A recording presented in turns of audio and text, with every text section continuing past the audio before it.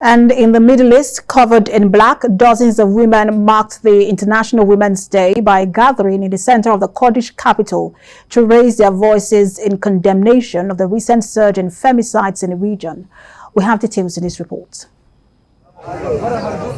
Photos and placards with faces of murdered women were raised high in Erbil's Shar Park as dozens of activists and women's rights NGOs rallied against the spike in women killings at the hands of men they loved and those whom they grew up with across the Kurdistan region.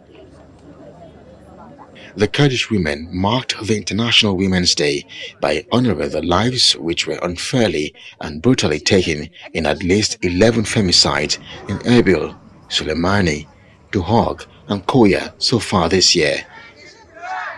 The rallies follow the recent murder of a 20-year-old woman who was killed in the capital on Sunday night.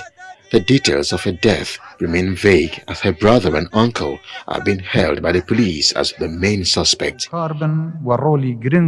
Kurdistan Region President on Tuesday said the surge in murders in the region is completely unacceptable, saying the killings must fully end. The region's Prime Minister also voiced a tweet in support of women. Meanwhile, social media users also denounced the surge in killings the region has seen, taking to Twitter to express their anger. The region suffers from high rates of gender-based violence, including sexual violence, domestic violence, so-called honor violence, child marriages, and female genital mutilation. Suspects and perpetrators are often arrested but not prosecuted, with the police withholding from sharing information with the media and the public.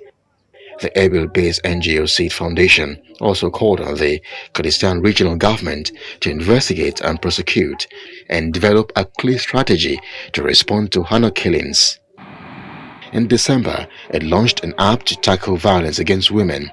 It also set up a support hotline for victims of violence in 2018, about 7 years after the Kurdistan regional government passed its Combating Domestic Violence law, criminalizing domestic violence and equipping the Directorate to combat violence by investigating it.